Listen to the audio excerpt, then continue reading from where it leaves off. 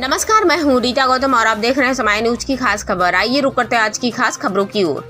मिर्जापुर नगर के डंकीनगंज स्थित रेस्टोरेंट में पत्रकार वार्ता के दौरान राष्ट्रवादी मंच के संस्थापक मनोज श्रीवास्तव ने पिछले 10 वर्षों में जिले में केंद्र व प्रदेश की सरकार में मंत्री के रूप में काम करने वाले मंत्री दंपत्ति से तीखे सवाल किया। कहा कि चुनाव के आते ही वह अपनी सुरक्षा बढ़वा लेते हैं। जब जनता के बीच में जाने का समय होता है तब इन्हें जनता से डर लगता है। आखिर जेड कैटेगरी की सुरक्षा चुनाव के वक्त किसको डराने के लिए है? अब चुनाव आ गया है, जनता के बीच किए गए कामों का जवाब देने का वक्त है। इस तरह के आतंक व भय का वातावरण बनाने की कोशिश इनकी हताशा का परिचय है। बात तो यहाँ तक है कि निजी वार्ता में जिले के दर्जनों जिम्मेदार अधिकारी यह कहते हैं कि इनके काम कराने का ढंग व बात करने का तरीका धमकाने वाला होता है। कहा कि जिले के सैकड़ों गांव में मोहल्ले में 100-100 रुपए लेकर आवास के फॉर्म भरवाए गए, लेकिन उनका यह काम फर्जी निकला।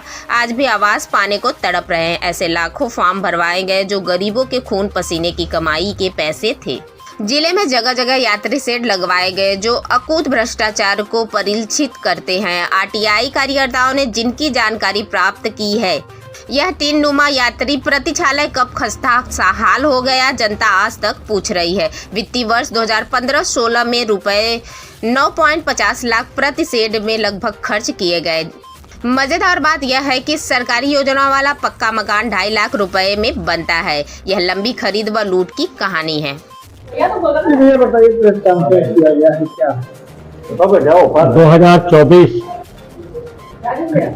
लोकसभा चुनाव की रणभेरी बच गई है।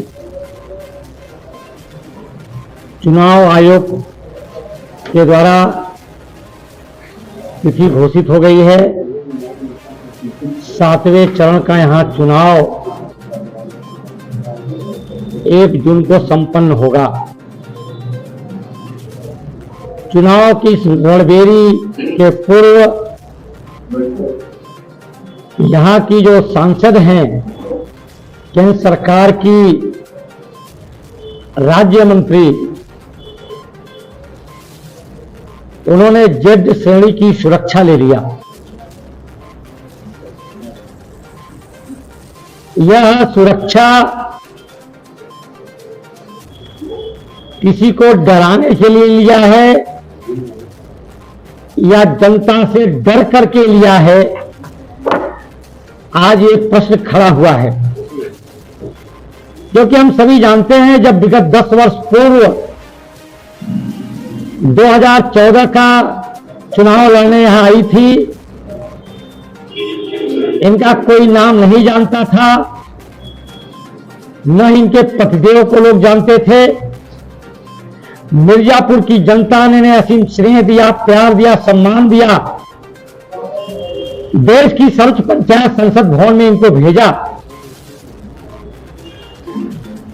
लेकिन 10 वर्ष में ऐसा क्या हो गया कि आज ये जनता से भयभीत है, भयाक्रांत है। क्या 10 वर्ष में इन्होंने जो किया,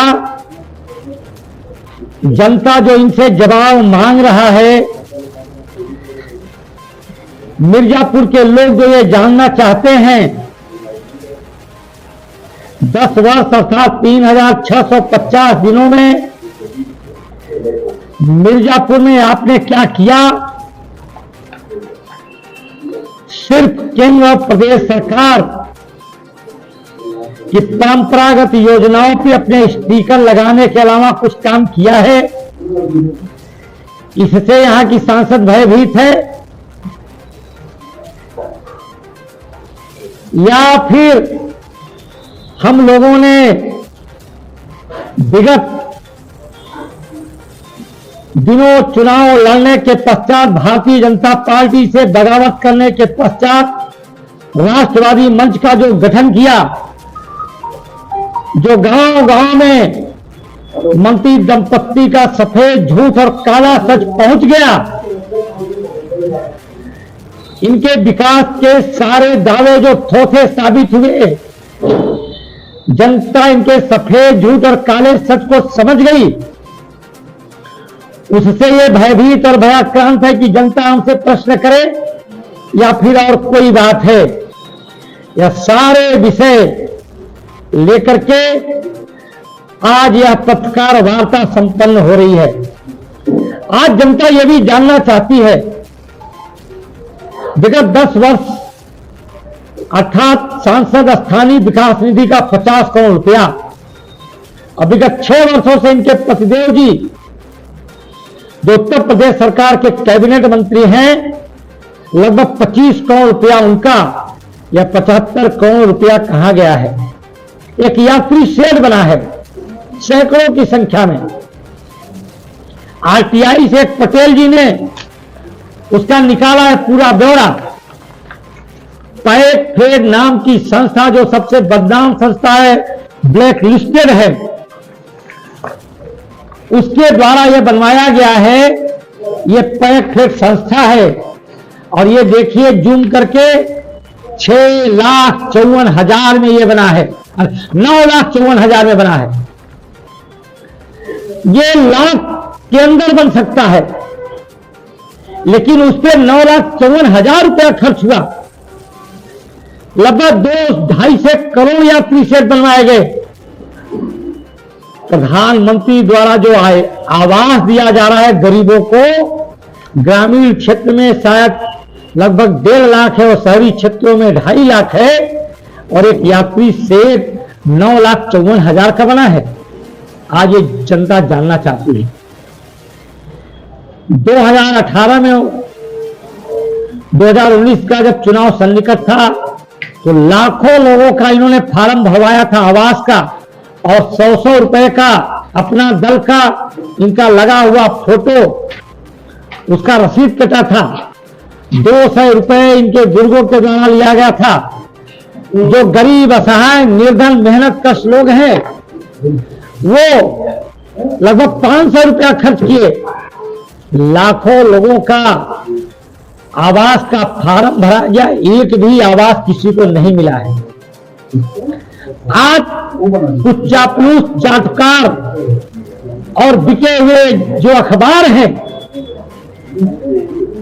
उन सभी लोगों से मेरा प्रश्न है कि जनता की जो मूलभूत समस्या है उसके संबंध में ध्यान दे। मंत्री जी जो आज एक भ्रम फैला रही हैं शिलान्यास का, उद्घाटन का, इसके पीछे का सच क्या है, यथार्थ क्या है, यह जनता को जानकारी दिया जाए। इसीलिए आज की पत्रकार वार्ता है।